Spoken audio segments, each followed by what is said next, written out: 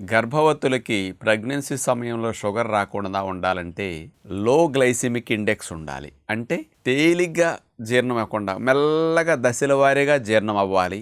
రక్తం లోపలికి చక్కెర నిదానంగా వెళ్ళాలి. ఇట్లా వెళ్ళే ఆహారాలని లో గ్లైసెమిక్ ఇండెక్స్ ఉన్న ఆహారాలు అంటారు. రెండవది హై ప్రోటీన్ ఉండాలి. ఎందుకంటే 1 కేజీ బరువుకి 2 గ్రాములు చొప్పున ప్రోటీన్ గర్భవతి తినాలి కాబట్టి. హై ఫైబర్ మరియు ఉండాలి.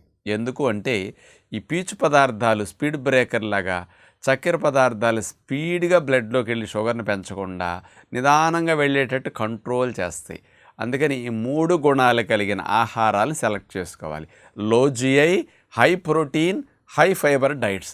ఇలాంటి 3 కాంబినేషన్ ఆహారాలు, విత్తనాలు అవే రాజ్మా గింజలు, సోయా గింజలు, కాబోలి శనగలు, బఠానీలు, దీంతోపాటు పూల్ మకానా గింజలు. ఈ 5 రకాల గింజల్ని ప్రతిరోజు గర్భవతులు వంట చేసుకునేటప్పుడు ఈ గింజలన్నింటినీ ముందే నానపెట్టేసుకుంటే 10-12 గంటలు బాగా నానతాయి. అలా నానపెట్టిన గింజలను కూరలు ఉడికేటప్పుడు కూరల్లో రోజు అన్నేసి గింజలు వెళితే ఇలాంటి బెనిఫిట్ వస్తుంది. అట్లాగే ఆకుకూరలు వండుకునేటప్పుడు పొట్టు తీయని కందిపప్పు, పొట్టు తీయని పెసరపప్పు, పొట్టు తీయని మినపప్పు ఇట్లాంటివన్నీ కూడా బాగా హెల్ప్ చేస్తాయి అన్నమాట. ఆకుకూరలు పప్పు కాంబినేషన్, వెజిటబుల్ కర్రీస్ గింజల కాంబినేషన్ ఇట్లా ఉంటే గర్భవతులకు అసలు షుగర్ వచ్చే ఛాన్స్ ఉండదు.